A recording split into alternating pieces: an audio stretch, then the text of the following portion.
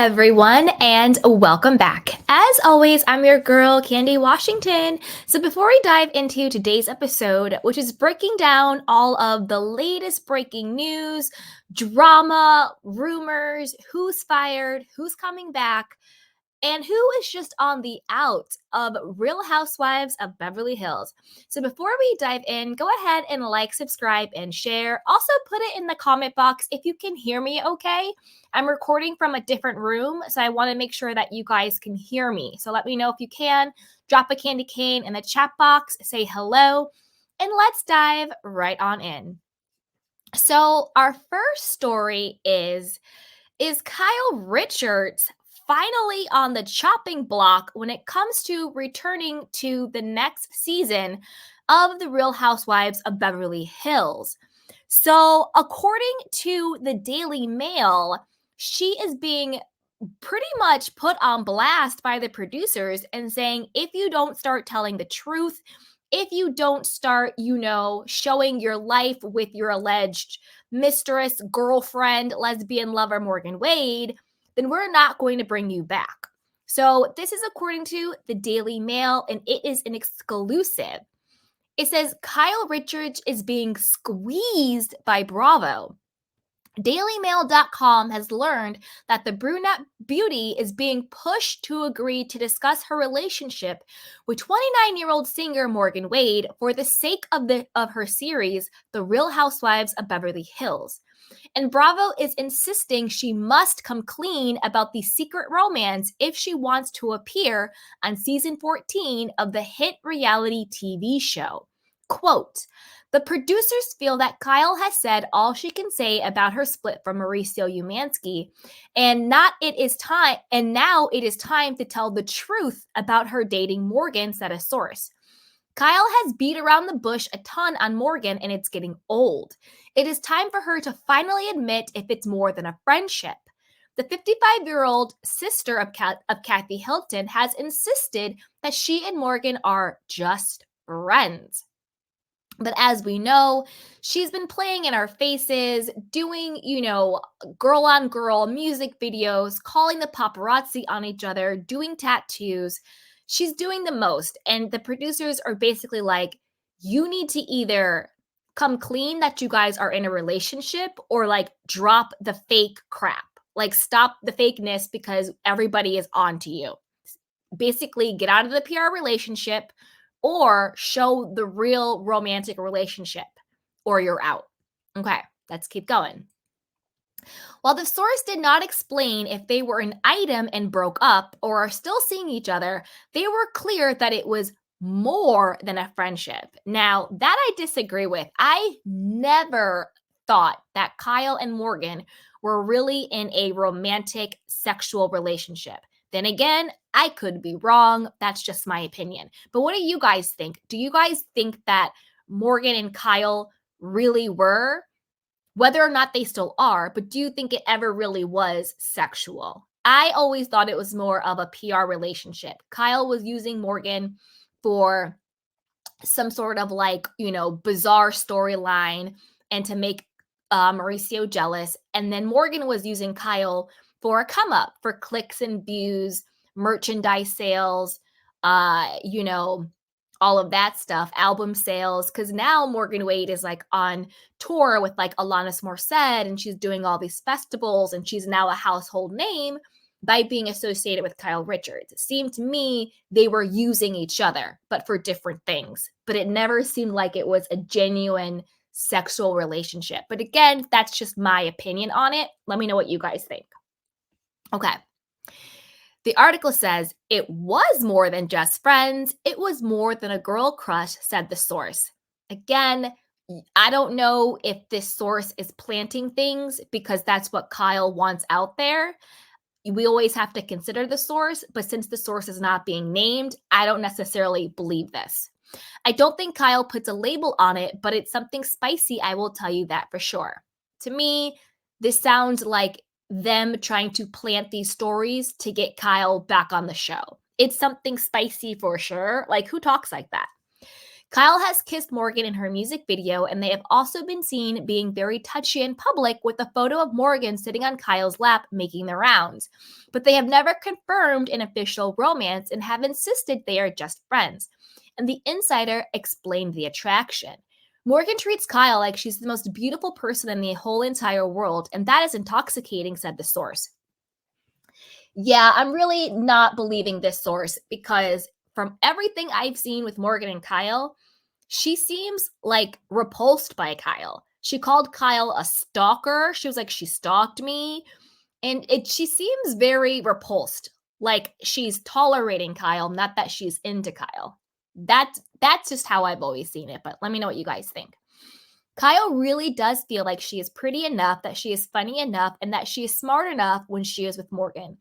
This seems to me more of like this source, which I think is probably Kyle or Kyle's publicist, is really more of a dig to Mauricio because clearly Kyle doesn't feel beautiful with Mauricio. She doesn't feel pretty enough. She doesn't feel funny enough. She doesn't feel smart enough with him. That's why they're splitting or separating, right?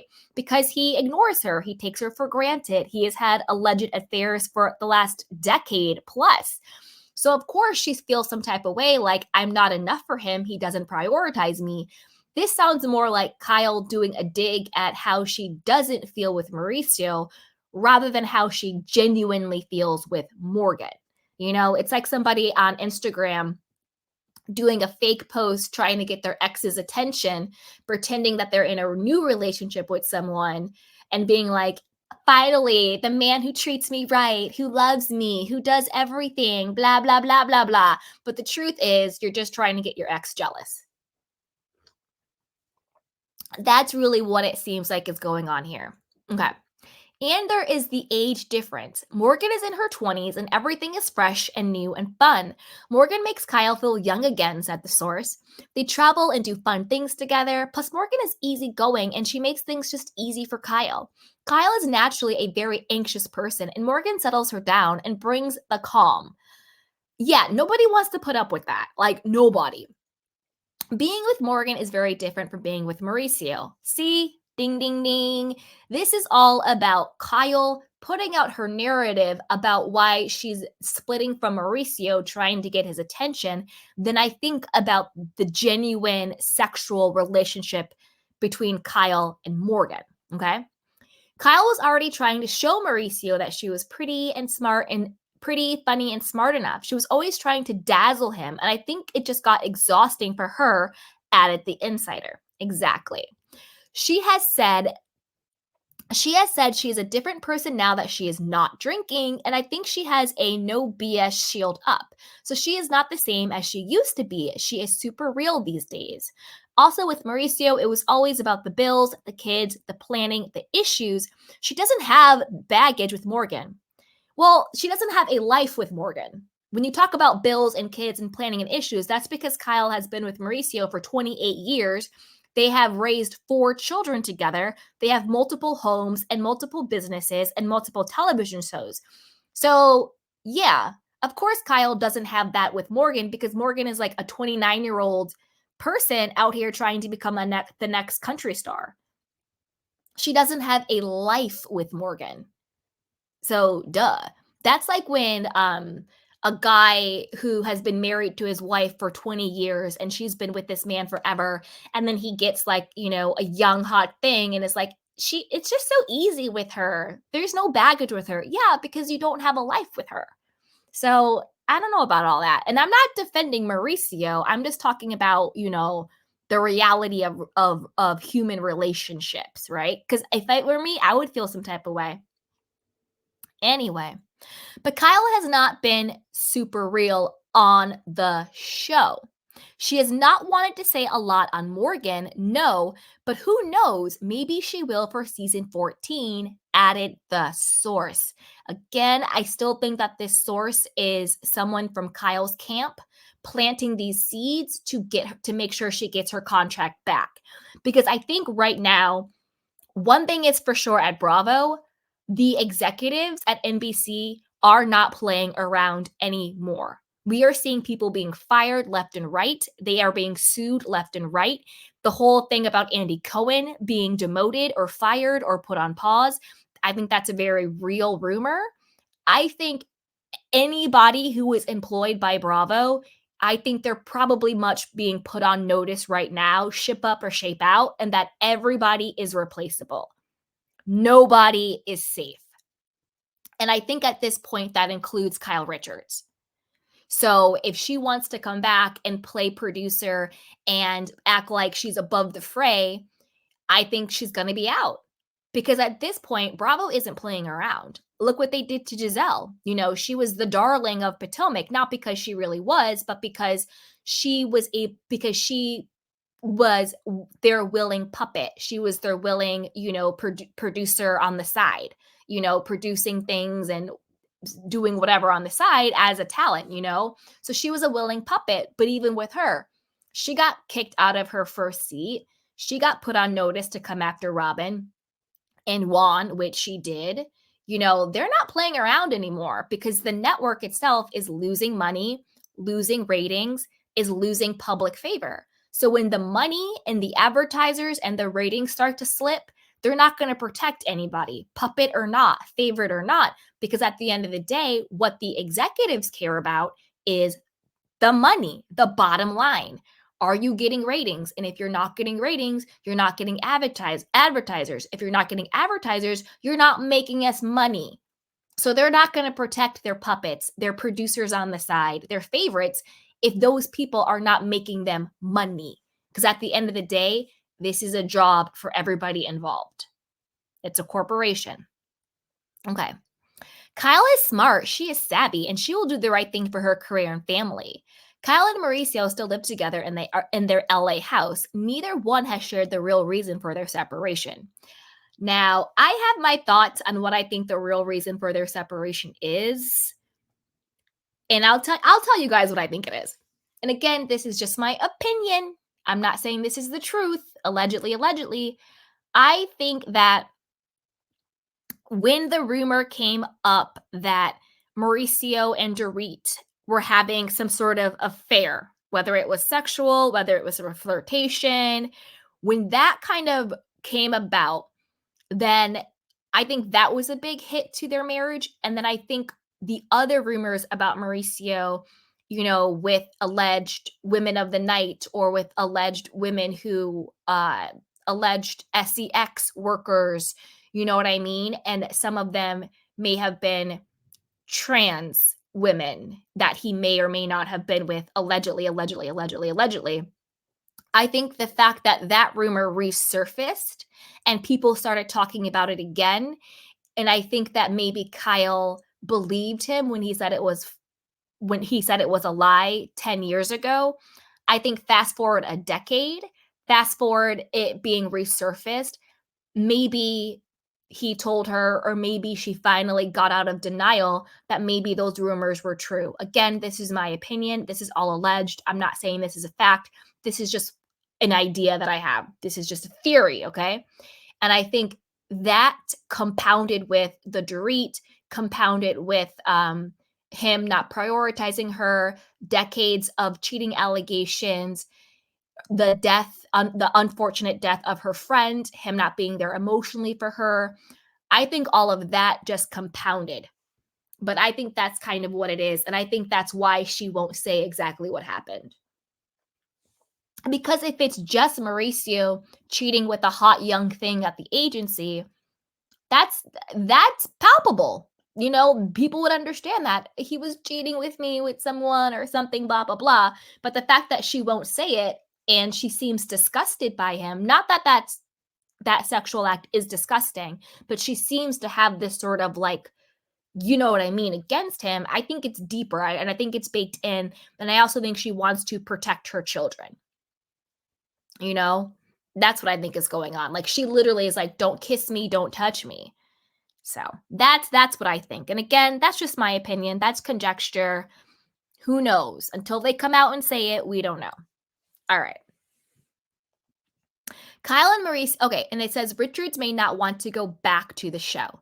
Now, Richards not wanting to go back to the show. I have my own theory on whether or not she wants to come back or not. And I'll get to that later in this video. Okay. In March, she said she is undecided on whether or not she'll return to the Real Housewives of Beverly Hills for season 14. Speaking to Extra at the Elton John's AIDS Foundation's Oscar party, the sister of Kyle Richards and Kathy Hilton said she was ready to put the current season behind her and isn't sure if she'll come back. People keep asking me, are you going to come back? Are you going to leave? It's always something I decide last minute, she explained. Well, this is also very suspicious, right? Kyle, maybe on good authority, seems like the decision is hers. She doesn't seem like, well, they haven't asked me back. I haven't got a contract yet. She seems very confident that whether or not she comes back is 100% her decision. When you talk to other housewives, it's always like, well, they haven't sent out contracts yet. I haven't been asked back yet, so who knows? Well, wait. She seems pretty sure that, like, if she wants to come back, she is welcomed. I don't know if that's necessarily the case anymore. Maybe in the past, but right now, who knows? But she's acting like it's her choice. I always thought they had to ask you back. Maybe she knows something we don't know. Okay. I think this season particularly, because I had been under the microscope, not just with the cast, but in the public eye, it's been very challenging to navigate through that when I'm just trying to figure out life myself. Okay, Kyle, then how about you just shut up and take a pause? You know, if being on reality TV is such a burden for you, you're trying to figure out your life, you don't know what's going on, then just don't come back. Just say I'm not coming back instead of pretending like all of this stuff is going on and being famous and making all this money is such a burden for you. Then stay off the show. Au revoir. Arrivederci. Adios. Bye-bye. I don't know. What do you guys think about this? You know, what do you think about Kyle being so cavalier that it's really up to her? It's her choice whether or not she comes back. And do you believe that the producers are putting pressure on her to show more of her real life, to show more of this alleged relationship with Morgan Wade? I think it's true. I think the producers are really putting the pressure on her to be more honest and forthright about her alleged relationship with Morgan, because I think it was pretty much apparent that this was just a fake PR relationship. And I'm going to play a clip that I found from this TikToker who really breaks it down. Does anyone else find it highly suspicious that nearly days after the Beverly Hills reunion taped, these two delete all trace of each other on Instagram? I mean, Morgan nearly deleted everything, and Kyle deleted all traces of Morgan from her feed. And I have two theories as to why. The first, Kyle wasn't truly honest about her relationship with Morgan at the reunion. Maybe Morgan was expecting a declaration of love, Kyle saying that yes, they are in a relationship, and that they're not just best friends. But instead, Kyle stayed silent. My other theory though, and probably the truth, these two were never together in the first place and this was all a PR play. I mean, do we remember those photos of them getting frozen yogurt together a few months ago? Like I said in that video, Peps never hang out around that frozen yogurt shop, so they absolutely called them and told them where they were gonna be. Maybe Kyle did this for relevancy, maybe she did it to distract from her and Mauricio, but this relationship is feeling as fake could be. And again, I don't think it's a coincidence that the reunion wrapped a few days ago. Season's over, Kyle had a storyline, everyone did what they were supposed to do. Let me know what you think. Were these two ever real or did we get totally played?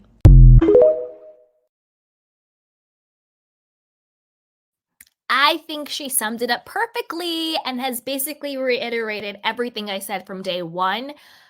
I think Kyle and Morgan completely fake, completely PR. And the only reason why they, quote, got back together and started posting and being together again is because of, us, like TikTokers like that and YouTubers like me who kind of called BS basically. And I think that they didn't want the smoke. They didn't want the backlash. Morgan was coming out with a new album. She's going out on tour. She didn't want the backlash. So they picked up the PR relationship. And now, as we see, I think that Kyle is going to pick up that PR relationship with Morgan again to give her relevancy and a storyline for season 14. Number one, because the split with Mauricio is pretty much being covered by Buying Beverly Hills. Like, he's talking about it, he's exposing it. We got more about their marriage on Buying Beverly Hills than we on Buying Beverly Hills, his Netflix show, than we did the entire season of The Real Housewives of Beverly Hills. So Kyle really doesn't have anything. Like, what does Kyle have to bring to The Real Housewives now? Kind of nothing. So I want to know what you guys think. Put it down below. Do you think that Kyle is finally being, put to task by producers to be honest, to own it, to be honest about it? Or do you think she's really on the chopping block? So put it down below and let me know what you guys think. And do we want her to come back? Yes or no? All right. Now let's move on to our second story, which is all about Dorit Kemsley. Now, she is allegedly on the chopping block ahead of season 14. Now, apparently, word on the street is that the rest of the cast of The Real Housewives of Beverly Hills, except for Annemarie Wiley and Crystal Kong-Minkoff, as we know, they both have been let go. Everyone else has a contract at this point to negotiate, except for Dorit. Is she being fired? Is she being demoted to a friend of? Let's talk about it. And is the timing right now? Is this the right timing for it or not? Because I have some thoughts on it. So this is according to Reality Blurb. It says Dorit Kemsley is reportedly the sole remaining cast member of The Real Housewives of Beverly Hills who is still waiting for their contract for the upcoming 14th season. Following the recent exits of Crystal Kong-Minkoff and Annemarie Wiley, a report claims Dorit, whose husband Paul P.K. Kemsley was recently dealt with the cancellation of his own series, has yet to be renewed for the new episodes. She's the last cast member waiting for confirmation to return, and casting are not sure if they want her back, a source told The Zone on Instagram on April 18th. Her return is on a knife's edge. They've also discussed demoting her, but it's not clear what they want to do right now. As Dorit reportedly awaits the news of whether or not she'll be returning to The Real Housewives of Beverly Hills, her husband's real estate series, Selling Super Houses, has been canceled. On April 18th, National World confirmed that Channel 4 canned the competition show just after one season, noting that the program had first held the 9 p.m. time slot before being moved to 10 p.m. and then 11 p.m. Again, this show aired in the UK. London-born property magnate Paul Kemsley, nicknamed PK, has returned from Beverly Hills to London with one mission in mind: to take over the capital's super prime property market with the help of some new agents, read a description of the series when it first released. Now, I didn't watch the show, but I'm guessing it probably would have fared better if it was more about PK's personal life. Maybe if Dorit was on it, maybe if it was a little bit more salacious. I don't know if people are really going to PK to flip houses on a competition show. I don't know. I didn't watch. Following the initial news of the series, PK denied he would be modeling the format of The Apprentice, saying, "I actually want to do the total opposite of The Apprentice. I find that saying 'you're fired' was very harsh and very 80s. Bloop." He also shared a post on Instagram about the show. "Guys, I'm opening an estate agency in London," PK announced in April of 2021. "For those of you that don't know, I operated globally in real estate for 25 years. I've had 11 years off, and now I'm going back to work. A major TV network in the UK has signed a cover of this new business as a constructed reality series. All my friends will be involved, but I have an issue. I want different. I don't want your typical agent, corduroy trousers, old-fashioned views. I want different," he declared. Dun, dun, dun, dun. Now, this is the thing. This is my big question about whether or not the producers should bring Dorit back. To be honest with you, I think the producers are way off with their timing of firing Dorit. Way off with their timing. If they wanted to fire Dorit, now is not the time. They should have been fired Dorit. Dorit could have been fired the last 3 seasons. I think the first season she came on the show, she was a vibe. After that, it was kind of hit or miss. She became once she separated from Lisa Vanderpump with the whole Puppygate takedown, she basically just became a puppet for Kyle Richards via Lisa Rinna. Other than that, Dorit has given nothing. She's boring, she's flat, she has microaggressions. She tries to bring it at the reunion, but that always fails. I think that this is the wrong time. But with that being said, I think this is the wrong time to fire Dorit. Right now is the time where she's actually interesting. But with that being said, only if they're actually willing to put her and Kyle to task. What I mean by that is they should bring Dorit back for this season if they make Dorit and Kyle talk about the Mauricio cheating allegations in a real, authentic way. Not this like, oh my God, these weird trolls online, Uncle Mo, Aunt Kyle, we're so close. No, I want the nitty gritty. Like, was there a fight? Was there a confrontation? Where there's smoke, there's fire. Did something happen between Mauricio and Dorit? Is that the real reason why Kyle has now fallen out with Dorit and doesn't want to be her friend anymore? And basically was like, I don't really know her like that. Our friendship, she exaggerates our friendship. Is that why Mauricio and PK had their own falling out and wasn't really being friends anymore? Other than they're like, once in a while doing boys' night on the show. But like Dorit said, that Mauricio and PK weren't even really rocking like that. And they were like the best of buds. They had a whole bromance going. To be honest with you, Mauricio was supposed to do the reality show that just got canceled that we just talked about with PK. Mauricio was supposed to partner with PK on that reality show, but Mauricio dropped PK and instead he did Buying Beverly Hills on Netflix. So that business partnership dissolved and then their friendship dissolved. And so now, and then we see at the reunion, we see that Dorit and Kyle were beefing. They were going at it. They were not friends. You could tell that there was bad blood between the two of them. Dorit is trying to save her diamond. She's exposing Kyle's text messages, and baked in those text messages, that's the juice. Because basically what the text really said, I didn't think it was Kyle trying to manipulate Dorit into silence. I didn't buy that narrative that Dorit was trying to sell. No, thank you, ma'am.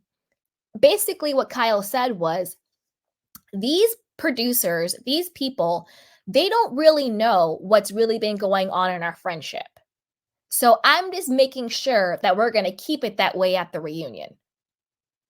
That's basically what Kyle was saying. She was like, I already got enough on my plate. I got to talk about Mauricio. I got to talk about Morgan. I got to go after Sutton, blah, blah, blah. She was basically like, I got enough on my plate. I'm just checking in to make sure that I'm still lying about the state of our friendship and you're still lying about the state of our friendship. That's really what Kyle said. She wasn't trying to manipulate Dorit into silence. She was basically just confirming, you're still fronting, I'm still fronting, because I don't want to have an issue with you because I got enough to deal with. But since Dorit had nothing to do, she had no storyline, she had no juice other than being read for filth by by Garcelle every other second. That was basically Dorit's entire storyline, was just being read by filth by Garcelle. She should be thanking Garcelle for giving her relevancy, because other than that, what did Dorit have going on? Nobody's buying the PSSD storyline. Nobody cares. Her own husband was like, this is ridiculous. PK was like, this is ridiculous. Your own husband says that. Hello, we're not buying it. Nobody's buying it. She didn't have anything going on. So because Dorit had literally nothing to give at the reunion, of course she's going to be like, take these text messages from Kyle. She's trying to silence me because this is the thing.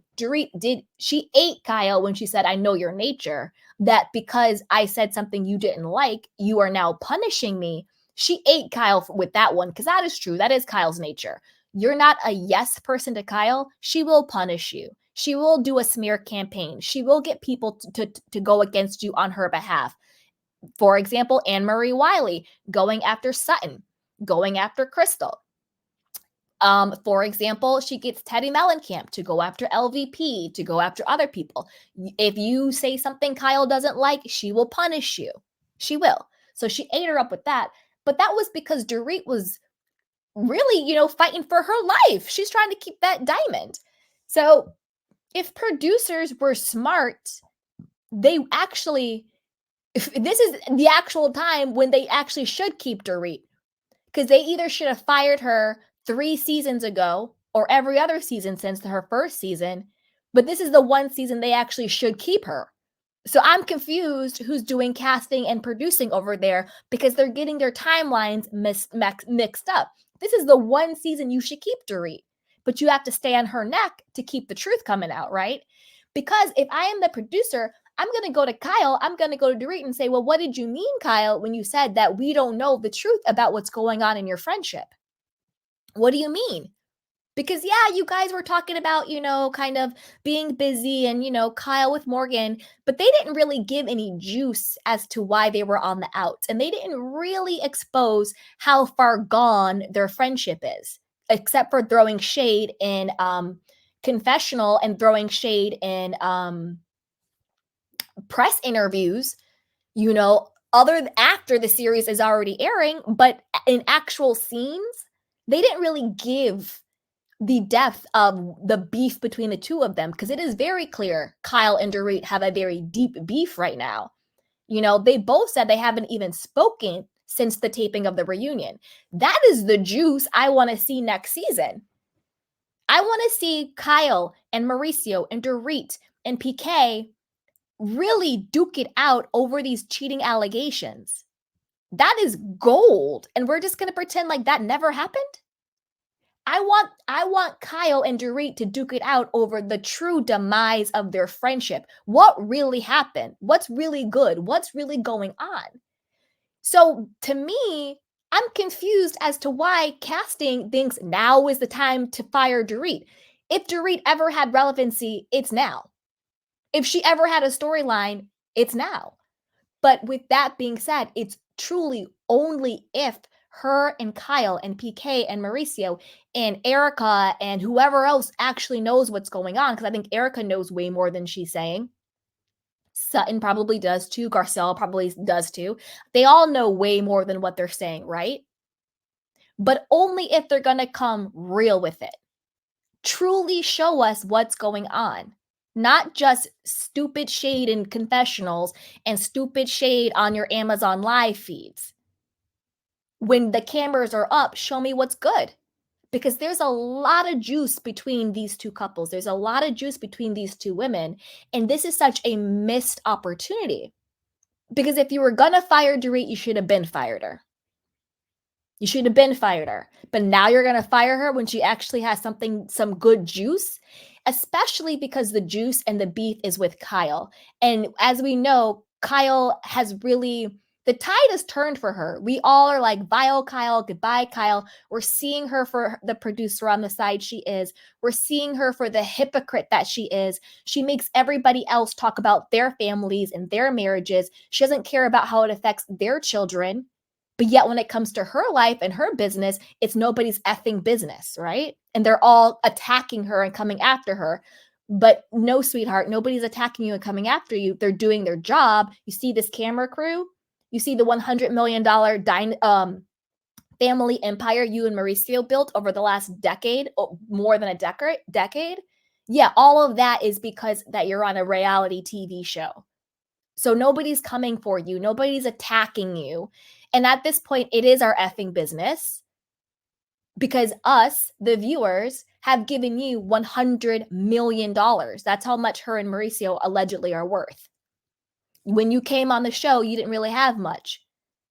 Fast forward 13 years, now you and Mauricio have amassed over $100 million in money and property and assets. So yeah, it is our effing business. Unless you want to give me back some of that $100 million, I will happily mind my business, Kyle. If you want to give me back some of that money you got, give me one of your homes in Aspens.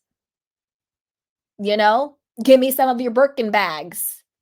Give me some of all the money you got. Then I will happily mind my business. But until then, if you're going to be on my TV screen and if you're going to amass $100 million family fortune, it is our effing business. So, girl, bye. Bye. Miss me with that. Whew. So, with that being said, I want to know what you guys think. Do you think it is time for the producers and casting to fire or demote Dorit because she doesn't give? Or are you more thinking like me, this is the one time they should actually keep her, but only if she really brings it? And her and Kyle have to really square up, not in a dark way, not in a malicious way, not in like a takedown evil way, but in a way that's, you guys have been playing in our faces season after season. It's time to be real. It's time to show us what's really going on. It's time to talk about the issues, not in a dark way, but in a stop playing in our faces type of way. Bring us the juice, bring us the tea. What's good? What's really, really good. So let me know what you guys think. Is it time for her to go no matter what? Or let's keep her, but she has to bring it. And the same goes for Kyle. If they've given Kyle a contract at this point, if she comes back, she needs to bring it too, because I'm tired of her playing in our faces. I'm tired of her lying. I'm tired of her being two-faced and being hypocritical. So Kyle, you're also on notice. Right? Okay. So with that, you guys, let me know what you guys think. Be sure to put it down and be sure to like, subscribe, and share. All right. Now let's move on to our next story. So this one is all about new details about why Crystal Kaliminka was fired, and then also insiders claim that she's devastated by the news, which I'm sure she is, and then also reactions. I believe Andy Cohen reacted, and so did Kyle. So we'll get a little bit into that as well. Okay. So this is according to Reality Blurb. It says Krista Kolminkoff is devastated after reportedly being fired from the Real Housewives of Beverly Hills. Following Crystal's confirmation of the news on Monday, during which she said her departure from Bravo reality series wasn't a goodbye, but a see you soon. An insider claimed the 41-year-old was not asked to return to the show for season 14 due to her lackluster performance on season 13. Again, sorry, I'm drinking a little bit of tea for my throat. Again, I'm not sure if I agree with producers on this. I've always said it. I think Crystal has always gotten a bad edit. I don't think it's just her not giving. I think that's a part of it too, and she kind of can be lackluster. But I also feel like the producers always kind of like edit her as a B character and as a friend of. And again, I actually don't think her performance was lackluster in season 13. I think they didn't really show her the first half, but the second half, I think she was great. I think her and Garcelle, even her and Erika, Garcelle, and Sutton were such a vibe. I loved that group. I think that they were fun. They were a complete vibe. And I think her really sticking it to Annemarie Wiley, that was also a vibe. Again, I'm like, if you were going to fire Crystal, it should have been after her second season. But that's just my opinion on that. Whether or not I think it's going to really matter if she's there or not, probably not. But I'm not sure I understand the producer's rationale. So there's that. Okay. She was fired because she didn't deliver, an insider told Us Weekly on April 17th. Producers told her she doesn't have a storyline, so they had to let her go. The outlet's explanation of Crystal's departure is in alignment with the report that came out before her confirmation from the Daily Mail. They don't want her back because they feel she has done all she can do on the show, and she no longer has much to add to the drama. So another contract has not been offered, the insider explained on Monday. They appreciate her contributions to the show, and the parting is not ugly, but it's just time to move on. Following the report, Crystal shared an Instagram reel making the news official with her fans and followers. I just wanted to share the news that I will not be coming back to film season 14 of The Real Housewives of Beverly Hills. It's very bittersweet, she stated. Never did I think I would have been asked to do the show in a million years, let alone film it for 3 seasons. Every single year I was asked back, it was a blessing, it was an honor. See, this is how you gracefully bow out. You don't go on a Twitter tirade. You don't have your husband cussing women and your co-stars and your castmates out. I'm looking at you, Annemarie Wiley. You don't lie and say it was a mutual decision or it was your choice and you wanted to walk away. You do it with grace and you do it with humility to maintain your reputation so that you can come back under good graces, so that you can get other offers, whether or not it's reality TV, but just business in general. Your reputation, your name is one of the most important and one of your most valuable assets that you have. So the way that you deal with, the blessing of being asked back means a lot. And also the way that you deal with maybe the obstacle or the not so good news of not being asked back is also even more important.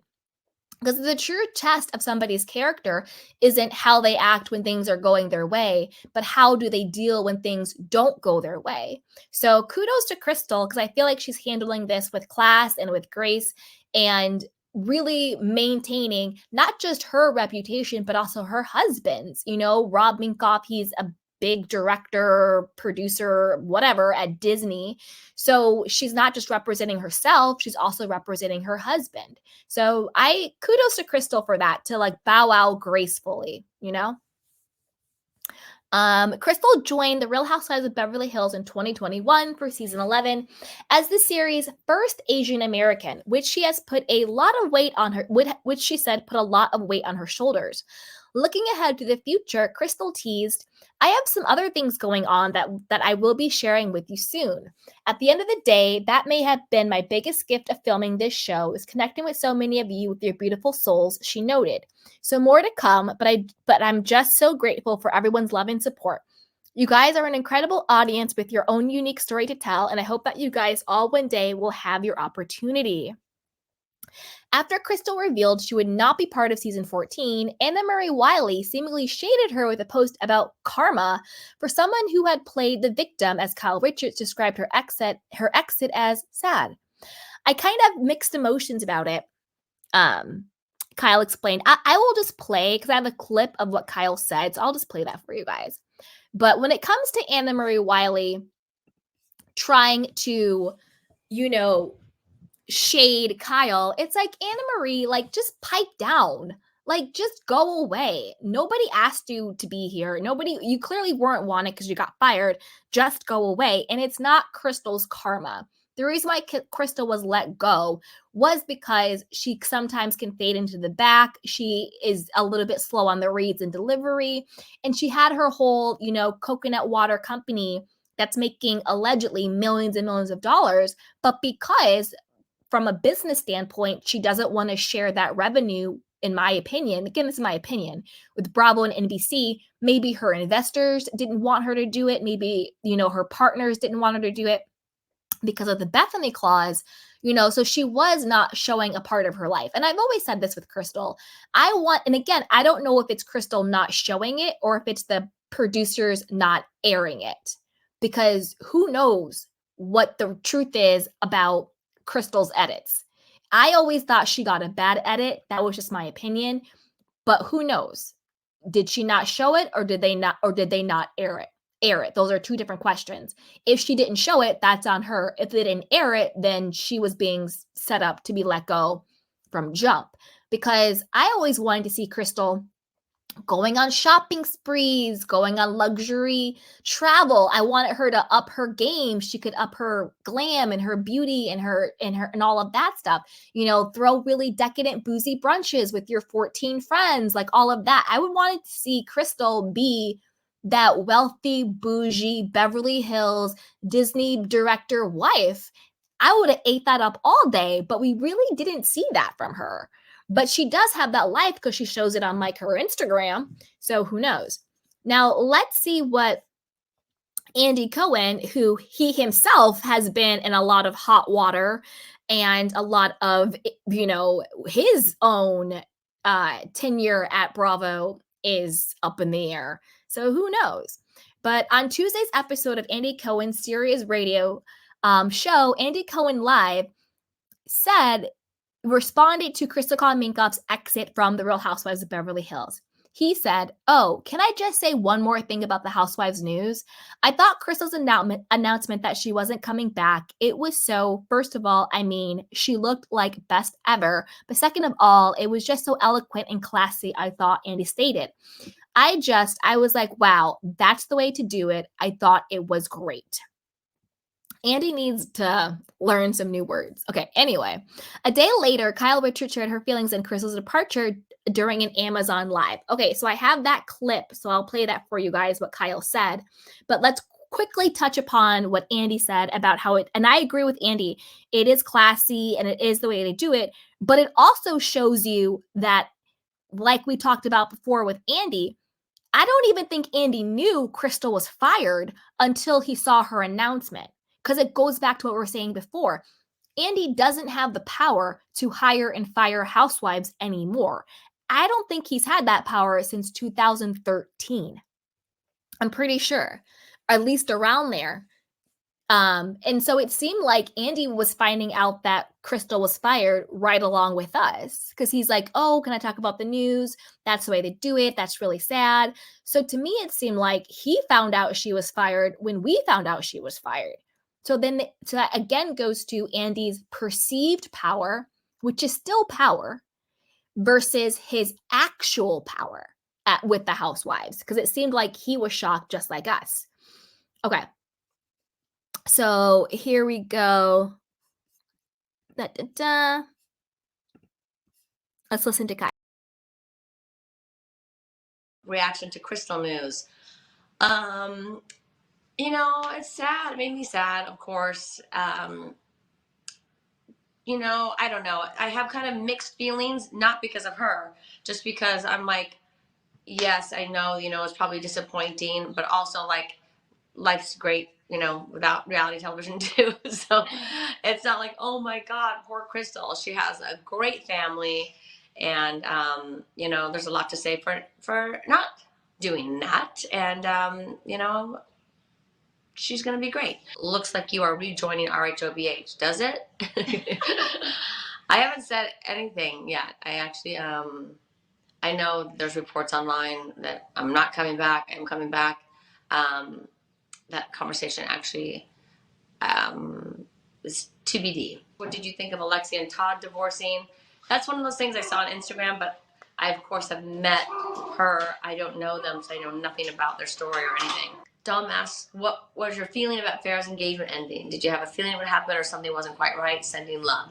No, Alex is a great guy. I just, Farrah is a very, very smart woman, and she's super smart. I mean, I trust that she knows what she's doing with her life.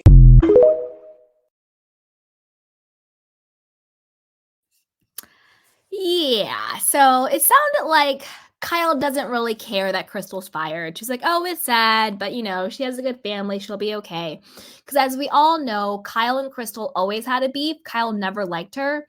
I think in Kyle's mind, a little delulu, she thought that Crystal took Teddy's place. No, Teddy didn't have a place. Teddy's fired. Stop trying to make her happen. Let it go, Kyle. But I want to know what you guys think about this. What do you think about Andy Cohen finding out that Crystal's been fired on Instagram, just like the rest of us? And what do you think about, Kyle kind of shading Crystal with like, "Oh, it's sad, but she'll be fine." And what do you think about Crystal's departure? Are you sad she's leaving? Do you think her time was up? Do you think it was a bad edit? And what do you think about the upcoming season 14? My big question around season 14 is, Crystal's fired, Annemarie is fired, Dorit is up in the air. Who are they going to cast as the new girls? Who will the new girls be? That's at least 2 to 3 spots. I hope it's not Hilaria Baldwin. It's not going to be Tori Spelling. It's not going to be Christina Applegate, all these names that have been floating around. I personally don't want it to be a celebrity that we already know. I want it to be an actual real housewife that is going to be a reality person.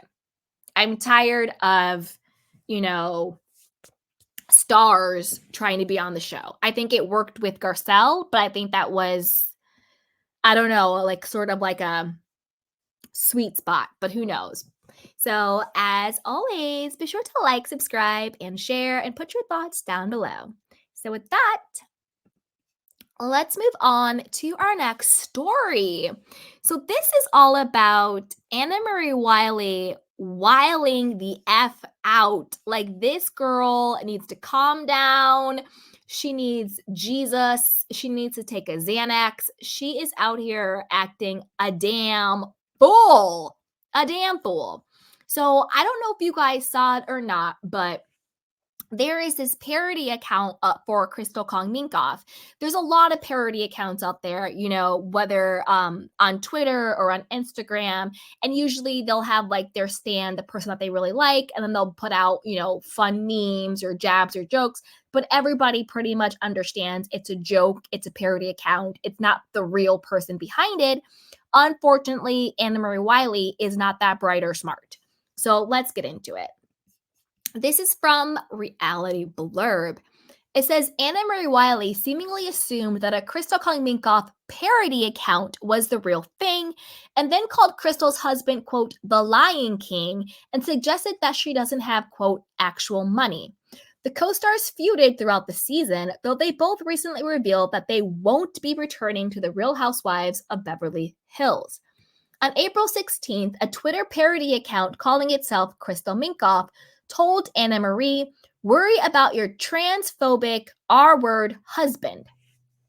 Annemarie then wrote a post of her own, seemingly assuming that the parody account was actually Crystal. She says, quote, false allegations against athletes are easy. Anyone with actual money knows that, wrote Annemarie on the same platform. Via at Giorgio Says on Instagram, quote, wrote, you worry about your husband, the Lion King, and your brother. And then she does this sort of weird emoji and like a snowflake for that matter. Oh, and that video of you blurting out the N-word getting out. Fake, woke, racist. Okay, so that is what Annemarie said, okay? Which is absolutely disgusting. So the parody account then shared a screenshot showing that Annemarie had blocked them. And then they said, don't dish it if you can't take it, wrote the account. Fans then shared their reactions in the comments. Okay, now this is the thing, in case that was confusing or convoluted. Basically what happened is a parody account of Crystal Kong Minkoff, not the real Crystal, shaded and read for filth Annemarie. Annemarie then responded to the parody account as if it was actually Crystal, because she didn't do her due diligence or like any normal person and check the handle and check to make sure that the person you're talking to is an actual person and not a bot or a fan. Now, this is the gag. So the reason why the parody account showed that Annemarie Wiley had blocked them is because Annemarie, in her response, tagged the real Crystal Kong Minkoff, acting as if it was truly Crystal who said it. So what this means is Annemarie got read by a fake account. And then she realized after responding, or whatever she thought, that it wasn't a real account, tagged in Crystal to make it look like it was really Crystal who said it. Annemarie, you're a weirdo. You're a liar. This is bizarre and just insane. And you're a scammer. You're a grifter. First of all, Crystal and her husband and her whole family, they do have real money. Her brother was some pop star. Her husband is an executive and director for Disney. She has a very lucrative coconut water company. Like, they have the money. I'm not counting anybody's money. Maybe Annemarie Wiley and her husband have money too. I don't know. I personally don't really care, but Crystal and her husband definitely do. And it's a lot. Like, if I'm Annemarie, the last thing I would do would be insinuating that Crystal and her brother are gay and having an affair. That's basically what she insinuated. I should have taken a screenshot of it, but you guys can look it up. She's like, worry about your brother, your husband, the Lion King, and your brother. And she does this sort of like two fingers together emoji and a snowflake. Is that what she's insinuating? That they're kind of like on the download together, like that they're like together snowflakes? I don't know. But when your husband and you are being accused of being transphobic, and then also the SA allegations and lawsuits against your husband, I would maybe, Annemarie, worry about your children rather than arguing with fake Twitter accounts. Maybe get your children some help. Maybe get them in therapy, because I don't care who you are.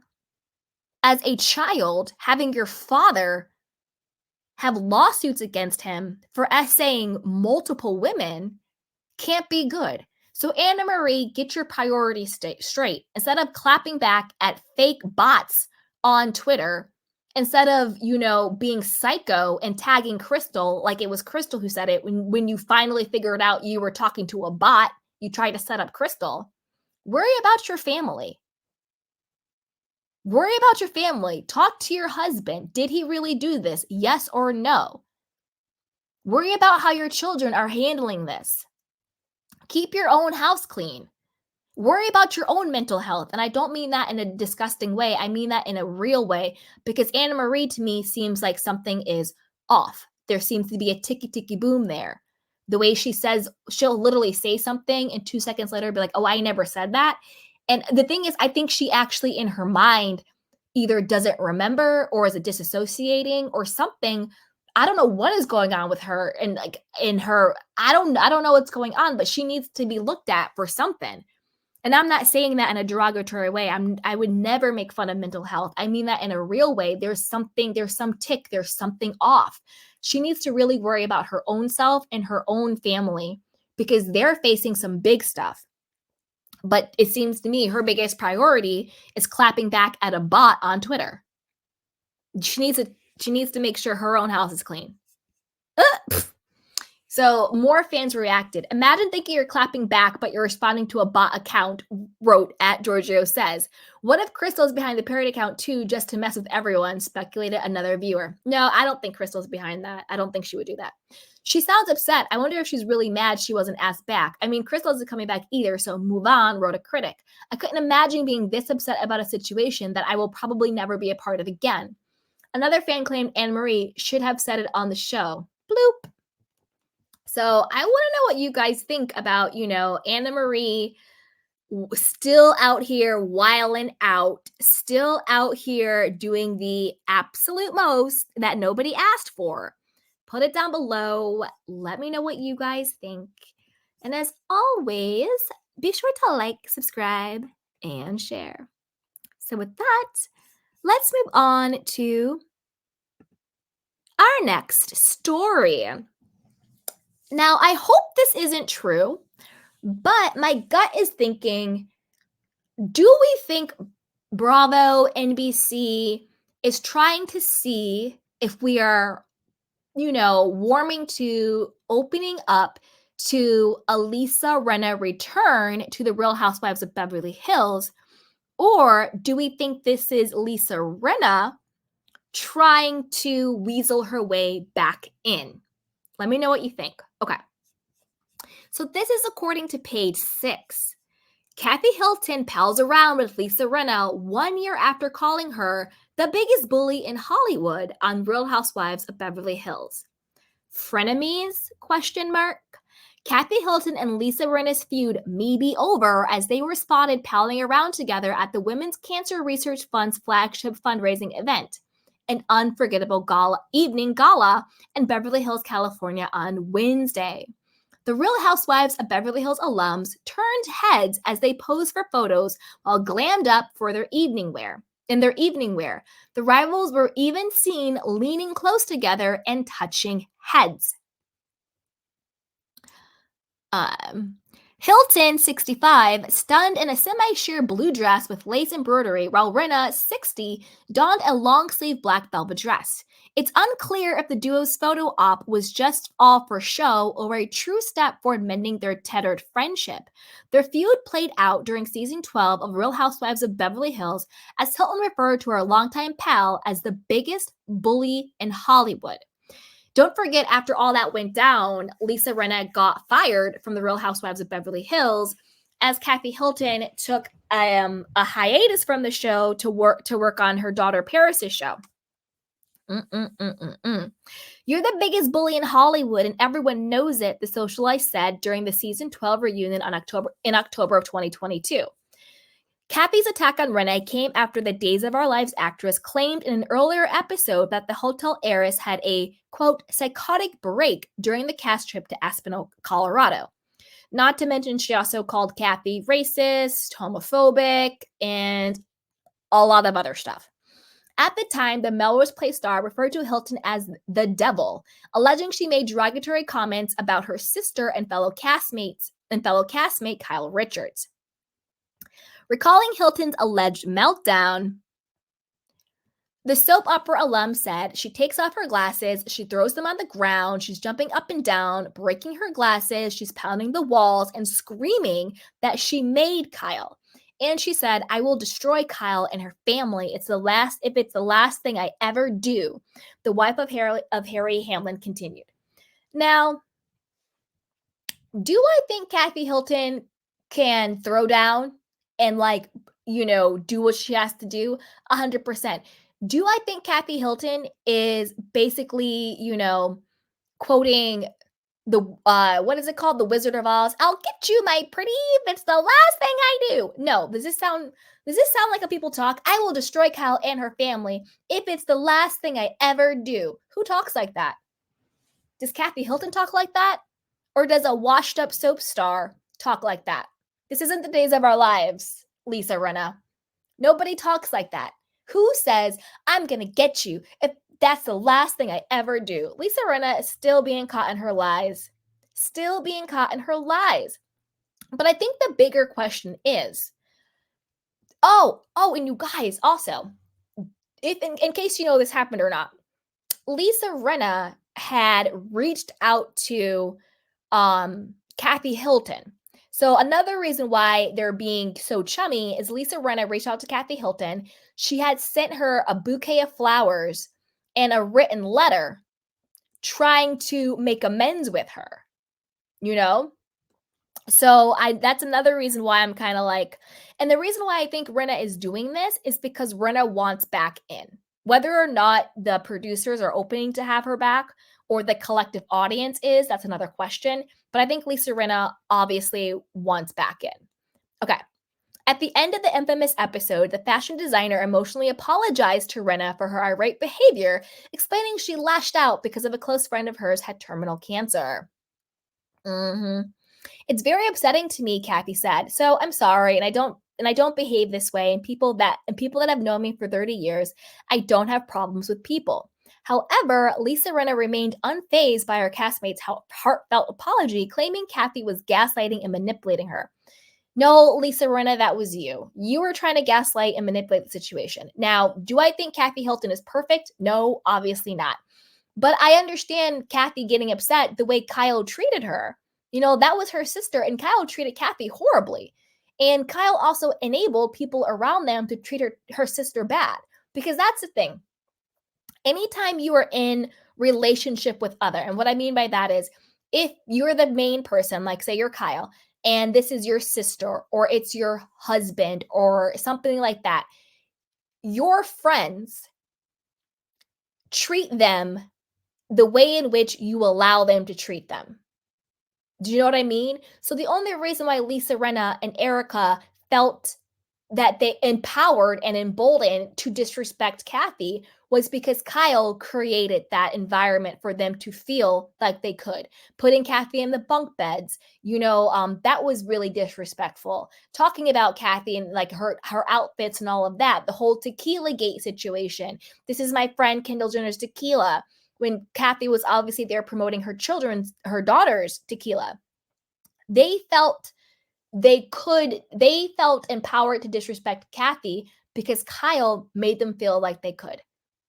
It's like if somebody disrespects your boyfriend or your husband or your girlfriend or your wife, they will step to them because they feel like they can, because you've created that situation. So I blame a lot of this on Kyle. Anyway, dun dun dun dun. Yeah, so I want to know what you guys think about this. Do you think that this is producers seeing if we are palpable to having Rinna back? Or do you think this is more of Lisa Rinna testing the waters to see if she can come back? Don't forget, Real Housewives of Beverly Hills seem to be like the main source of income for her family. I know Harry Hamlin's a working actor, but I don't know how much. They seem to be having issues. They were selling off land in Canada, mortgaging the house, all that stuff. So maybe there is that. But who knows? And Foxy says Rinna confirmed with Jennifer Hudson that she will come back to Real Housewives of Beverly Hills. Yeah, but I think publicly she's going to say that to make herself seem less thirsty and less wanting to come back. But I think that she says that to keep herself in the power position if she's not being asked back, So I think it's more of that. I think that if producers came to Lisa Rinna and said, here's a contract and a paycheck to come back, I'm pretty sure Lisa Rinna would sign that contract and cash that check and come back. Because Lisa made it very clear she was always in it for the check, which I'm not knocking that. It's at the end of the day, it's a job. I just don't think Lisa Rinna would turn down coming back to Beverly Hills if she got the offer. You know what I mean? So, and I'm not mad at that. Get your money if you want the money, you need the money, go get your money. Go get it. Just don't be mean and evil and manipulative. So I'm not knocking that hustle. So we'll see. But put it down below. Let me know what you guys think about this. And as always, be sure to like, subscribe, and share. So with that, let's move on to our next story, which is about Miss Erika Jayne. As always, still playing the victim. And as we know, she has received a contract to come back to the Real Housewives of Beverly Hills, which I'm sure she will be signing because she allegedly needs the money, sure. But she also still wants that 15 minutes of fame. So let's see what's going on with Miss Erika Jayne. This is according to Reality Blurb. It says Erika Jayne addressed speculation that she joined the Real Housewives of Beverly Hills knowing about her husband Tom Girardi's money scandal and revealed how she and Tom began their romance. In 2020, Erika left Tom amid accusations that he embezzled millions of dollars from his clients. Speaking on Bravo's Hot Mic podcast, Erika addressed the theory that she came on the show knowing about the money scandal. She says, "You got to be crazy to do that. It would be so much easier to have been quiet and wealthy over there," she explained. It would just have been a really bad legal story as opposed to putting yourself out there on the housewives and everything else that comes with it over and over and over again and not being able to get away from it. She then shared one of her, quote, lowest times. Erika, stop lying. Your answer makes no sense. And I'm going to tell you why, in my opinion.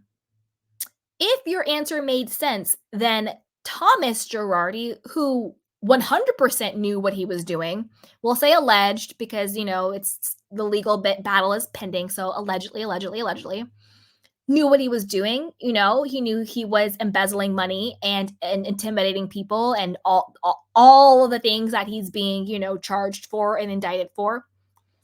He knew. And he still chose to put you, therefore by proxy himself and his business, on the line, on Front Street. So just because, just saying, oh, if I knew, then I wouldn't have gone on reality TV doesn't make any sense because he definitely knew. right? And then look at everybody else on reality TV. The hubris, the pride, the narcissism. They go on these shows, and for whatever reason, they think I'm going to be the person who's committing fraud that doesn't get caught. Teresa and Joe Giudice, Jen Shaw and Coach Shaw, Monica, she was a big fraudster too. Who else is there? Apollo, anybody, all Mauricio, his agency's being sued left and right. And the list goes on, not just housewives, but in general. Do a simple Google search, criminals, frauds, felons on reality TV. The list is probably endless. So saying that just because you justifying like I wouldn't have never gone on reality TV if I knew this, girl, stop lying. You, just like Thomas Girardi and just like every other person who is committing massive scale of fraud, has some level, in my opinion, of delusion and narcissism where they think they are the smartest person in the room. They can talk their way out of anything. They will never get caught. There are no consequences for them because they've been getting away with it. And then they take their fraud and they go on these TV shows, and a couple of seasons in, they're being busted and they're being hauled off to prison or whatever the case may be, or they're settling out of court or whatever it is. If your excuse made sense, then nobody committing fraud would go on reality TV or be in the public eye. And that simply just isn't the case.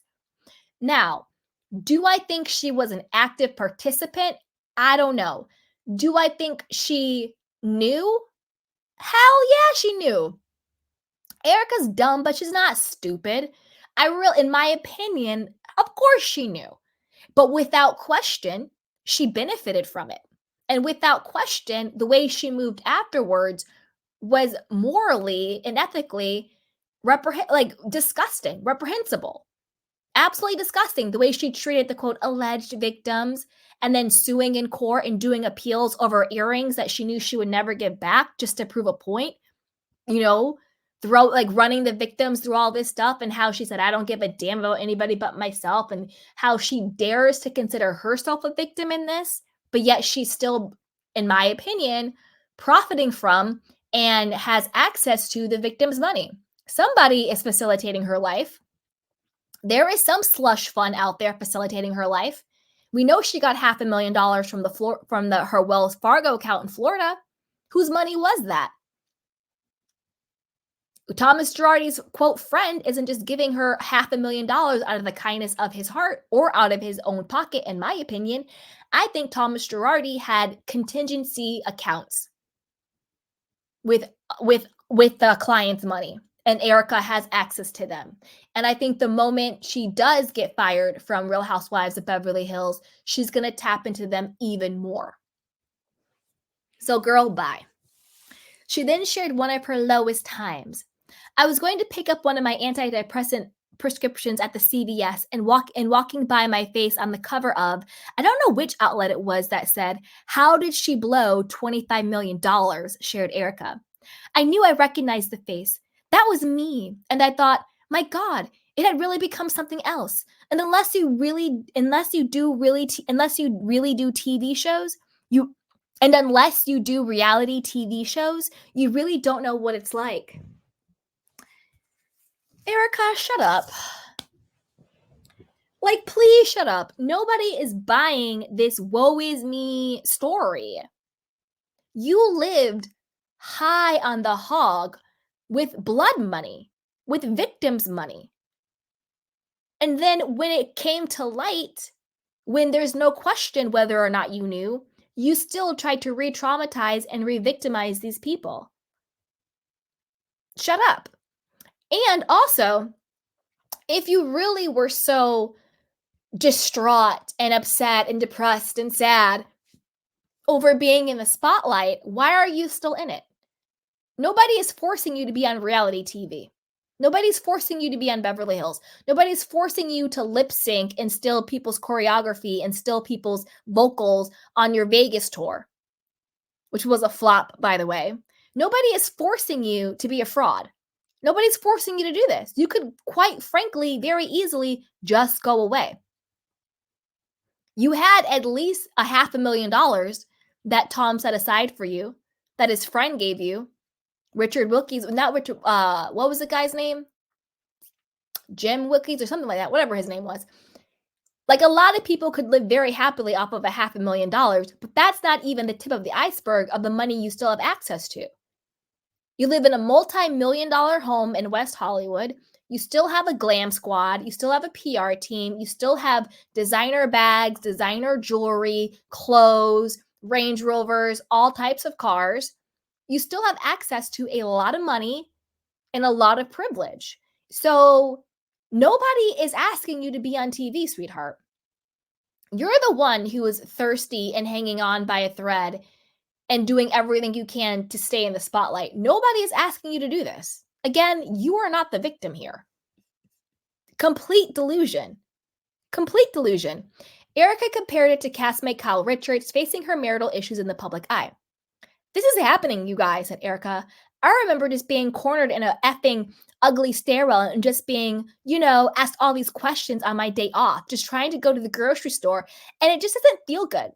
She claimed this is one reason why she and Lisa Rinna are so close, because they understand what it's like to have it hard as housewives. No, you are so close because you're both evil as hell. You're both liars, fraudsters, and scammers, and you both only care about yourselves. So the only reason why you trust each other is because the only person a snake trusts is another snake. But at the end of the day, you're still a snake. Anyway, Erika also took a swing at her critics. When I see someone that's very interested in others but very protective of theirs, what are you masking? She asked. Or you're either masking something or you have nothing, and I will remember that, and I will swing at you when I feel like I'm ready. May not be today, may not be next year, but because that stuff hurts. Shut up, Erika. Addressing her past, Erika said she couldn't make it as a performing artist in New York City, and as she was divorced with a small child. With my family's support, I moved to Los Angeles. People think I up and left. That's not true, she said. It's a game of attrition. That there's so many no's. You have to stick it out until you get the one yes. Once in LA, Erika got a job at a Beverly Hills restaurant called Chasen's, where stars, entertainers, and dignitaries frequented. The second version of Chasen's had investors, and one of those investors happened to be a man, a lawyer named Tom Girardi, who I waited on. He was very kind, said Erika. Everybody loved Tom. He was a good customer. He was a good tipper. He was really sweet to the valet, to the busboy. So basically, Tom Girardi was your mark, but you didn't realize you were also a mark. Girl, bye. Erika said she knew Tom well over a year before they even went on a date, and after their first date, they were never really apart. It began around Christmas time when Erika told him at the restaurant, "Did you hear I was single?" And he said, "No." I said, "Yeah." He goes, "Well, do you want to go out to dinner?" And I said, "Yeah, give me a call sometime." And I wrote down my number, said the star. The next day, I received a call from his secretary, Charlene, saying, "Can you meet Mr. Girardi for dinner tonight?" And I said, "No, I cannot. And if Mr. Girardi wants to take me out, he can call me in advance himself. Thank you very much." And I hung up the phone. I didn't hear from Tom. Is this the same secretary that Tom Girardi allegedly was having an affair with and had a love child with? The FBI guy? You guys remember that? Remember it was one of the top local FBI officials. Turned out he was the son of Tom Girardi's ex-secretary that he had had a sexual affair with for years, to the point where he was giving this woman money and he bought her a house. And the house now, I think, was about valued over $3 million. And the LA FBI guy, I forgot what his name is, looks just like Tom. Again, this is all alleged. I'm just saying what my opinion is. Looks just like Tom. He was originally stationed in like Alabama or Mississippi or something. And then once everything hit the fan with Tom Girardi, he then got transferred to the LA office. And shout out to the LA Times. They broke the story because clearly that's corruption. Clearly that's conflict of interest. Someone whose mother had a sexual relationship with Tom Girardi and was also employed by him. And this man, the FBI agent, could have been Tom's love child. I'm not saying it is, but he could have been. He could have been. is now the person who was overseeing the investigation into him. Take everything else out. All of that is conflict of interest. That's corruption. And the LA Times broke that story. And once that story broke, they removed him from his position. But my question is, how did he get that position in the first place? Is it that the FBI just doesn't do their own due diligence within their own ranks? Or was somebody else helping him get that position to help cover up for Tom? Because don't forget, Tom Girardi did not work in a silo. Men like that don't run $1 million Ponzi schemes and fraud and corruptions by themselves. They are aided and abetted by institutions, by systems, and by people, whether they are executives, judges, lawyers, law enforcement, whatever the case may be, who look the other way. You scratch my back, I scratch your back. Payoffs, it is what it is. It's basically organized crime, just in a business suit. But they're nothing but thugs. No different than a gang, no different than the mafia. They're just a bunch of bullying, intimidating thieves and thugs. They're just wearing business suits. And we just call it, quote, white collar because they're wearing business suits. In the streets, they would be a gang. That's really what they are. Anyway, according to Erika, he came to the restaurant a week later and told her she was ignoring him and not taking his calls. I said, no, you haven't called me. You had your secretary call me. He's like, well, are we going to dinner or not? I said, well, this is what I was waiting for, was for you to ask me. And we did, she continued. We had a really nice time. And we just continued our relationship on from there. She said they got married within a year. At one point, she told him that she just moved out of her place and she needed to find an apartment. I mean, this is how to bag a guy 101. I just moved out of my apartment. I need a place to stay. He goes, well, there are a lot of bedrooms in this house. You could stay here until you figure it out if you're tired of sleeping on your friend's couch, she said. I did. I think I stayed in his guest room for like 3 weeks till he was like, now, Erika, come on. So she kept her job as a cocktail waiter until Tom expressed that he didn't want her to work, that he wanted her to be with him. That old, oh, my lease is up and I have nowhere to go routine. Girl, Erika knew how to bag him at least. She knew how to bag him. So, yeah, crazy. But I want to know what you guys think. Are we tired of Erika Jayne Girardi on our screens? Or, I'm going to be honest with you. I personally don't really like her because of the whole Tom Girardi and the victim stuff. However, this past season, without Lisa Rinna, she was more enjoyable when she was with Garcelle and Sutton and even Crystal. Them having a time, them having a kiki and a vibe, she was way more enjoyable. Do I still think a lot of what she said was a bunch of crap? 100%. Her whole storyline was basically just one big marketing campaign for her spinoff, Bet It All on Blonde on Peacock and Bravo. And also her Vegas residency. Her entire storyline was just one big marketing campaign for that. So I'm kind of torn on Erika. I personally, if she went away, I wouldn't care about it. Like, I wouldn't miss her. I don't need her. But I do think she was more enjoyable without Lisa Rinna. Do I think she's still lying about her knowledge with Tom Girardi fraud? Hell yeah, she knew what he was doing. She knew he wasn't up to snuff, but she didn't care. As long as the money was coming in, as long as he had power, as long as they had access and influence, she didn't care. She didn't care. She told us, I don't give a damn about anybody but myself. She said it and she meant it. So what do you guys think about Erika? What do you think about her being rewarded?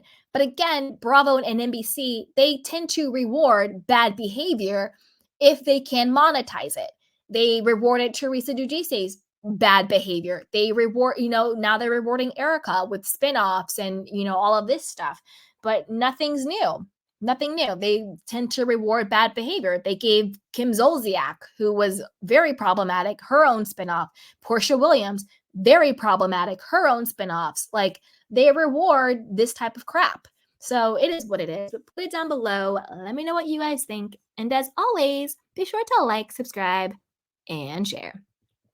So with that, let's move on to our last story. Now, this is all about, will Kyle Richards leave the Real Housewives of Beverly Hills in favor of buying Beverly Hills? That's right, Mauricio's Netflix show. Now, as we know, Kyle has been playing very, very coy with whether or not she's going to return this season. She's like, I don't know if I'm coming back. I might need a break from the Real Housewives. It's been a lot. And she also really hasn't been giving. She's been very coy to the point of telling us it's nobody's effing business about her separation, split, pending divorce from Mauricio.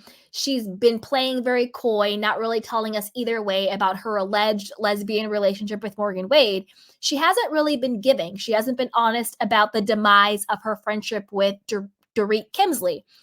All three of those things are very juicy things that we would love to see if she's being honest about it and if she's being real about it, but she hasn't actually given us anything. She's also being coy about whether or not she's going to sign her contract to come back. Now, this is the thing. Is she kind of on the fence because she's going to be joining the Buying Beverly Hills season 3? So this is from Screen Rant, and it says, Netflix dropped all 10 episodes of its unscripted series Buying Beverly Hills Season 2 on March 22nd, and fans are already wondering if Kyle Richards will continue to appear in Season 3. The series, which first premiered in November of 2022, chronicles real estate broker Mauricio Umansky and his staff at the agency as they hunt down the perfect properties for their high-end clients. In addition to his career, the show documents the challenges he faces in his turbulent personal life. Mauricio made his television debut on The Real Housewives of Beverly Hills Season 1 as the husband of Kyle Richards. With 27 years of marriage behind them, Kyle and Mauricio were considered one of Bravo's franchise's most solid couples. However, Kyle and Mauricio have recently hit a rough patch in their marriage. Their marital conflict has played out in both The Real Housewives of Beverly Hills and Buying Beverly Hills, which they both appear in. Kyle appeared only briefly in Buying Beverly Hills Season 2, but will she continue to appear in Season 3? Now, let's break down why she may or may not. I personally think in order for Buying Beverly Hills to continue to be a success, because it kind of is, it's not a resounding success, but it is a good show. It's entertaining, it's decent, whatever. Season 2 did way better than Season 1, again, because of that halo effect. Everyone's talking about, Kyle and Mauricio split. So that from Real Housewives of Beverly Hills bled into everybody flocking to Season 2 to get more of the tea and the juice because Kyle gave us nothing, right? So it's doing a lot better because of that juice. I think without that storyline, Buying Beverly Hills would be very flat. It would, to me, without it, it should be on like MTV or something. Is MTV still around? I feel like it should be on like an MTV show because like the whole Alexia Sophia crap, like, oh my God, stop. Anyway, let's keep going. Kyle had a larger presence in Season 2. Rumors of Kyle and Mauricio's troubled marriage had circulated the reality universe for many years, but they recently came to the surface. Instead of playing out on Real Housewives of Beverly Hills, as many would have expected, news of Kyle and Mauricio's separation was broken in the Buying Beverly Hills Season 2 trailer. During the official trailer that Netflix released on YouTube, Mauricio and Kyle addressed the separation face-to-face, and then Mauricio explained it's the couple to the couple's daughters who work for him at his real estate brokerage firm. Details of Mauricio and Kyle's separation will likely continue to play out on Buying Beverly Hills Season 3. This is also true because remember, cameras had to pick back up for Real Housewives of Beverly Hills because the news of their separation had broke in that People magazine story, like a source close to the couple, blah, blah, blah, blah, blah. And so cameras had to then pick back up, right? But cameras were currently filming for Buying Beverly Hills because Real Housewives of Beverly Hills has a different filming schedule than Buying Beverly Hills. So the Real Housewives of Beverly Hills was filming way before they started filming Buying Beverly Hills. There's a bit of an overlap, but there's a lag, which is why we get way more information on Buying Beverly Hills than we do on Beverly Hills, but Kyle was still holding back. She was still lying and holding back. She blamed it on Mauricio. Remember, she's like, he didn't want to talk about it. Well, he talked about it all during his show. Maybe he was being selfish and wanted to save the storyline for him. Okay. Mauricio and Kyle's split was the biggest storyline. In Buying Beverly Hills Season 2, Mauricio tearfully sits down with Farrah, Alexia, and Sophia Umansky to discuss his impending separation from their mother. I had an amazing 26 years with your mom, Mauricio shares with his daughters around a table in the family's sprawling backyard. I wanted to do everything possible to just save it. So, your mom came to me and talked to me, and she said, I think I need space. Farrah, Alexia, and Sophia were all stunned into silence. Kyle on Buying Beverly Hills created more drama. Again, I agree with this. Selling high-end property to well-heeled clientele is good, but people are tuning in to Buying Beverly Hills Season 2 for the drama. Kyle and Mauricio were the couple everyone wanted to be. They were attractive, happy, and deeply in love. Or so everyone thought. Over the last few years, it was revealed that Kyle and Mauricio's marriage was hanging on by a thread, and there were even accusations of Mauricio's infidelity. The internet was rife with speculation about their troubled marriage. Kyle should have more airtime in Buying Beverly Hills Season 3. Kyle and Mauricio's daughters were understandably shocked and hurt by the news of the separation. They explained that they only realized there were problems in their parents' marriage a few months prior, so this was a surprise. Kyle had been dealing with the drama that stemmed from their dissolving marriage on Real Housewives of Beverly Hills, and Mauricio is tackling it on Buying Beverly Hills. The drama will likely continue to unfold on Season 3. And with so many of her daughters appearing on the show, Kyle may be around more. Season 2 just premiered. It has yet to know if it has been renewed. I think they will be renewed for Season 3. And yeah, it says despite only airing for 2 seasons, Buying Beverly Hills has gained quite the following. And again, that's because of the popularity of Real Housewives of Beverly Hills. So I do think that they will get a Season 3. And I think that Mauricio, in my opinion, I think he had to show the demise of his marriage on his show because I think the show was on thin ice with Netflix. And I'll tell you why. So, Season 1 of Buying Beverly Hills was pretty much a flop. There was a lot of backlash. There was boycotted because of everything that was going on. It premiered during the time of Lisa Rinna, Diana Jenkins, Kathy Hilton, Garcelle Bouvet, all Erika Jane Girardi, Kyle Richards, all of that very dark season of Buying Beverly Hills with the racism, the homophobia, the bots, all of that horrible garbage, dark stuff. I don't even want to talk about that crap anymore. But during all of that was when Buying Beverly Hills Season 1 debuted. And it was such a backlash. Remember, people boycott it, don't watch it. It pretty much was a flop. It did okay, but not what Netflix expected. Because remember, put your executive hat on. As a Netflix executive, I'm going to greenlight this project, Buying Beverly Hills, because I want to get the millions and millions and millions of engaged and passionate viewers of the Real Housewives of Beverly Hills, of the Bravo franchise, to now be converted to Netflix subscribers because they're going to want to watch Kyle Richards' husband and daughters on this show. But instead of having that halo effect for season 1, it was the opposite because they themselves were getting all of the backlash for being mean girls and being racist and targeting people and, Diana Jenkins and alleged SA trafficking. All of that stuff was just a huge thing. Mauricio laughing at Erika cussing out Garcelle's son, like all of that backlash. But I think they also wanted to make sure that they would get their return on investment, so they give them a season 2. Now, season 2, that's where they got their return on investment, because now everybody's tuning in to what the hell happened between Kyle and Mauricio.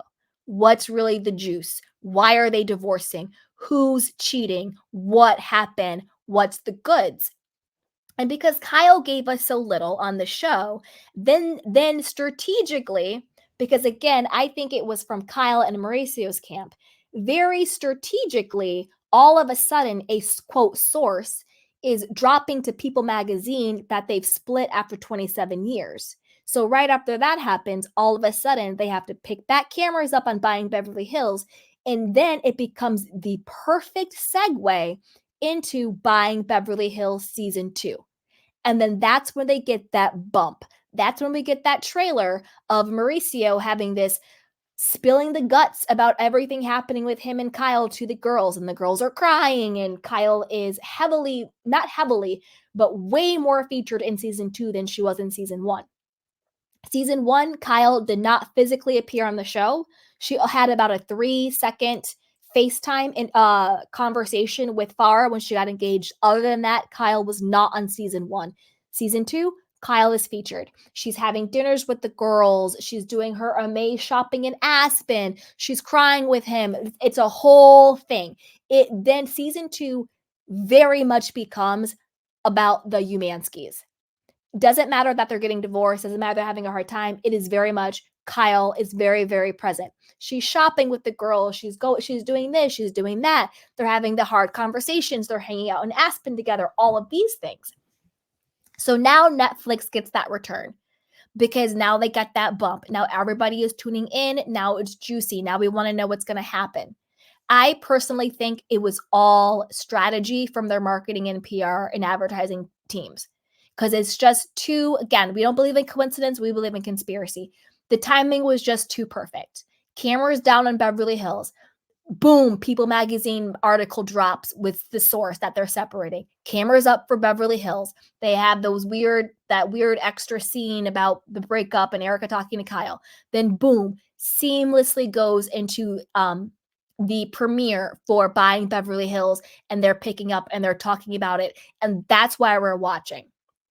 I don't think people are watching Buying Beverly Hills because they want to see what Sophia is going to do or what Alexia is going to do. That becomes fun fodder 100%. It's, let's talk about Zach. Let's talk about Ben. Let's talk about what's going on with them. Let's look at the beautiful houses and who's dating or whatever. Sure, of course, that's entertaining and it's fodder. But people are tuning in because they want to see what the hell is happening with Kyle and Mauricio. So kudos, brilliant strategy, but don't act like this is all just happenstance, that this just magically happened, that the timing just magically happened where now Buying Beverly Hills is now this big success. And now all of a sudden Kyle is a key cast member miraculously. I still don't think they're going to get divorced. I don't know why, but I just in my gut, I don't think they're going to get divorced. I don't. I don't. I could be wrong. Maybe they will really get divorced. Maybe not. But I think they're going to milk it at least for another couple of seasons. I think they will eventually reconcile. That's just what I think. I think they will eventually get back together. I do.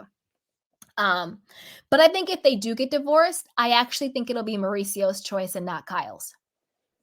Because I think Mauricio now is getting too much of a taste of freedom without consequence.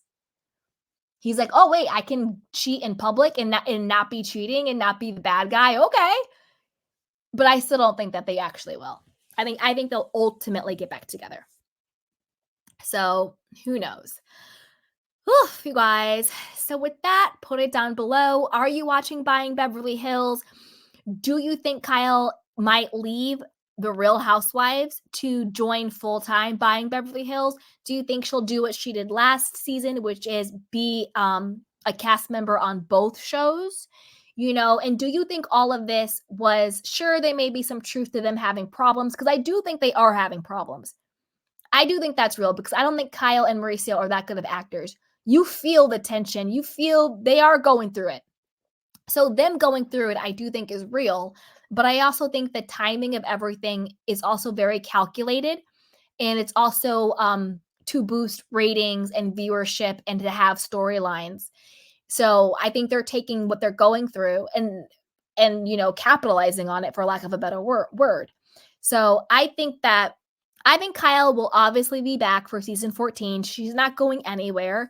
And I think that if they're smart at Buying Beverly Hills, they will bring Kyle on in a much bigger role and more featured, because to be honest with you, that's the anchor of the show. That's the juice.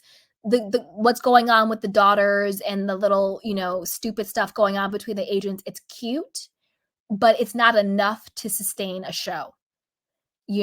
So I think if they're smart, they would definitely bring Kyle back. And Kyle's not going anywhere on Beverly Hills. So as always, let me know what you guys think. And be sure to like, subscribe, and share. So with that, you guys, I am going to drop the link in case anybody wants to come up and chat with me. And if not, I will go through some of your candy can questions and comments. All right. Hi, Misty.